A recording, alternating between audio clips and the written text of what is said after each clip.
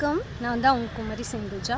மக்களே, தொடர்ந்து பெண்களுக்கு இழைக்கப்பட கூடிய அநீதிகளில் ஒன்றுங்க டொமஸ்டிக் வைலன்ஸ். டொமஸ்டிக் வைலன்ஸ்னால் பெண்கள் புகுந்த வீட்டுக்கு திருமணம் ஆகி போன பிறகு கணவன்மார்கள் அடிக்கிறது, அடித்து துன்புறுத்துறது, குழந்தை பிறந்த பிறகாக இருக்கட்டும், இல்லாமல் இருக்கட்டும். அப்போ இதெல்லாம் என்ன பண்ணுறாங்கன்னா, குமரி மாவட்டத்தை பொறுத்தளவில் கிராம அளவில் இதை ஒரு பெரியவர்கள், நீ அடிபட்டாலும் ஒன்றும் இல்லை, மிதிப்பட்டாலும் ஒன்றும் இல்லை, வாழுன்னு பெண் பிள்ளைகளை ரொம்ப ஒரு சொசைட்டியல் ப்ரெஷருக்குள்ளே ஆளாக்குறாங்க.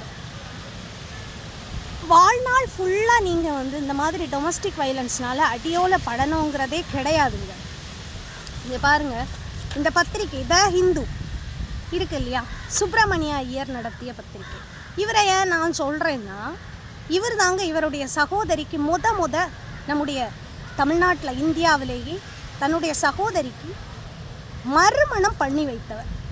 கணவன் இறந்தாங்க, மறுமணம் பண்ணி வச்சாங்க. இது உலகமகா தப்பு. சொல்லப்போனால் இவர் பிராமண சமூகத்தை சார்ந்தவர். அப்படியெல்லாம் பண்ணுறதுங்கிறது முன்னாடி எவ்வளோ பெரிய தப்பு தெரியுமா? அந்த தப்பெல்லாம் தான் போராடி மாற்றி அமைச்சிருக்கிறோம். பெண்களை எவ்வளோ வகையில் தேவரடியார் சிஸ்டம் மூலமாக எக்ஸ்ப்ளாய்ட் பண்ணாங்க தெரியுமா? சட்டம் போட்டு மாற்றி அமைச்சிருக்கிறோம். வீர பெண்மணிகள் முத்துலட்சுமி ரெட்டி மாதிரி போன்றவர்களால். இன்னும் சதி, கணவன் இறந்தால் ஓமகுண்டலத்தை விழுந்து செத்துரு, அவ்வளோதான், அவன் வாழ்க்கை முடிஞ்சு. இந்த விஷயத்துக்கெல்லாம் போராடி நாம் என்ன பண்ணியிருக்கிறோம், அபாலிஷ் பண்ணியிருக்கிறோம். இப்படி இன்னைக்கும் டொமஸ்டிக் வைலன்ஸ் அடி வாங்கி வாங்கி வாங்கி வாங்கி போக்சோ வழக்கில் உள்ளே போக வேண்டிய கணவன்மார்கள் கூட எல்லாம் வாழ்ந்துட்டு இருக்கக்கூடிய நிராயுதபாணியாக இருக்கக்கூடிய பெண்களுக்கு தாங்க நான் சொல்கிறேன். நீங்கள் எல்லாம் வெளியே வாங்க, கம்ப்ளைண்ட்டை கொடுங்க. உங்கள் கையில் ஃபினான்ஷியல் ஃபிட்னஸ் வேணும், அதுக்கு தான் நான் சொத்துரிமை வாங்குங்க. வெறும் நகைகளை மட்டும் வாங்கினா என்றைக்குமே உங்களுக்கான ஒரு வெல்த்துங்கிறது தான் எல்லா வகையிலையும் ஒரு முதல் படி நிலை, எம்பவர்மெண்ட். அதை வாங்குங்கன்னு நான் சொல்கிறதுக்கான காரணங்க. ஏன்னா இன்றைக்கி நீங்கள் ஒரு டிவோர்ஸ் கேஸ் போட போகிறீங்கன்னா கூட அதுக்கு எவிடன்ஸ், இந்த விஷயங்கள் எல்லாமே தேவை. நீங்கள் ஒரு இன்னொரு கல்யாணம் பண்ணி, அப்போ நம்ம ஒரு கல்யாணம் பண்ணி அதில் ஃபெயிலியர் ஆனால் இன்னொரு கல்யாணம் பண்ணி வாழக்கூடாதா? இந்த சமூகம் அனுமதிக்காதா? சுப்பிரமணிய ஐயர் அவருடைய சகோதரிக்கு மறுமணம் பண்ணி வச்சார். இதே மாதிரி எல்லா பெண்களுக்குமே ஒரு லைஃப் நல்லா இல்லைன்னா கூட இறந்து போகணும், சூசைட் பண்ணிக்கணும்னு கிடையாதுங்க. அந்த காலத்தில் இருந்து பெண்களை எக்ஸ்ப்ளாய்ட் பண்ணிங்கன்னா உங்களுக்கு நாட்டில் ஜிடிபி பொருளாதாரத்தில் நாங்கள் ஸ்திரத்தன்மையாக வளரணுங்கிறதுனால தானே கேபிட்டலிசத்தை, முதலாளித்துவத்தை மேலோக்கி விட்டுருக்கீங்க 1992 பாலிசியில். இப்படி பெண்களுக்கு எதிராகவே சட்டத்திட்டங்கள் இன்னமும் வலுப்பெறாமல் இருந்துட்டு இருந்ததுன்னா ஜிடிபி வேல்யூ கூடாதுங்க. ஏன்னா ஆணுக்கு நிகர் பெண்களும் இந்த சொசைட்டியில் வாழணும், அவங்களுக்கு அந்த ப்ரெஷர் இல்லாமல் வெளியே வாழணும். அப்போ தான் உழைப்பாங்க, வேலை செய்வாங்க, 2 வருமானம் வரும், ஜிடிபி வேல்யூவும் கூடும். அதனால் நான் என்ன சொல்லுவேன்னா, பெண்கள் சொத்துரிமை பெறுங்க. திருமணத்துக்கு முன்னாடி நீங்களும் நல்ல ஒரு வேலை பார்த்து உங்கள் கையில் நீங்கள் சார்ந்து வாழாமல் டிபெண்ட்டாக வாழ்கிறதுக்கான வழிமுறையை எடுங்க.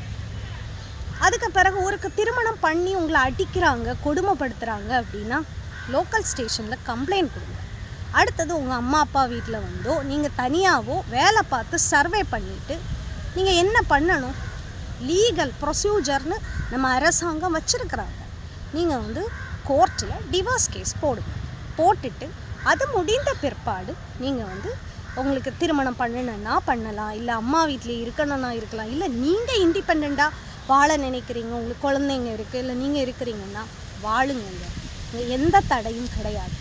ஏன்னா பல படிநிலைகளில் பெண்களை ரொம்ப டிப்ரெஸ் பண்ணி அதுக்காக போராடியெல்லாம் தான் நாம் இன்றைக்கி இவ்வளோ தூரத்துக்கு கொண்டு வந்திருக்கிறோம். இப்போ இந்த இடத்துல கூட குமரி மாவட்டத்தில் நிறைய பெண்கள் டொமஸ்டிக் வைலன்ஸும் பெற்று அநாகரிக பெயர்களோடு இவங்களை பழி சொல்லப்பட்டு வாழக்கூடிய நிலைமை நிறைய பெண்களுக்கு இருக்குது. நீங்கள் சூசைட் பண்ண வேண்டாம், ஆனால் நீங்கள் வாழ்ந்து காட்டணும். அதுக்கு நீங்கள் ஃபினான்ஷியல் ஃபிட்னஸாக இருக்கணும். வீடுகள்லேருந்தே சொத்துரிமை பெறுங்க. ஒரு வேலை, நீங்கள் தனியாக வாழ முடியுங்கிற அளவில் வேலை பார்த்துட்டு திருமணத்தை பண்ணுங்க. இன்னொன்று, அப்படி டொமஸ்டிக் வைலன்ஸில் மாட்டினீங்கன்னா கூட கம்ப்ளைண்ட்டை கொடுத்துட்டு லீகல் ப்ரொசீஜரை முடிச்சுட்டு மறுமணம் பண்ணி நல்லபடியாக வாழுங்க. பெண்களுக்கு கண்டிப்பாக இந்த சொசைட்டியில் வாழ்கிறதுக்கான உரிமை இருக்குங்க. Life liberty, personal liberty, right to live, அதாவது ரைட் டு லைஃப், உங்களுடைய வாழ்க்கையை தேர்ந்தெடுத்து நீங்கள் வாழ்கிறதுக்கான எல்லா உரிமையும் உங்களுக்கு இருக்குது. அதனால் நீங்கள் எந்த வகையிலையுமே பெண்கள் பயப்படாதீங்க, வாழுங்க. இன்னும் ஒரு 3 குற்றச்சாட்டுகள் எனக்கு இந்த அரசாங்கத்தின் மீது வைக்க வேண்டியது இருக்குது. மறுபதிவில் நான் பண்ணுறேன்.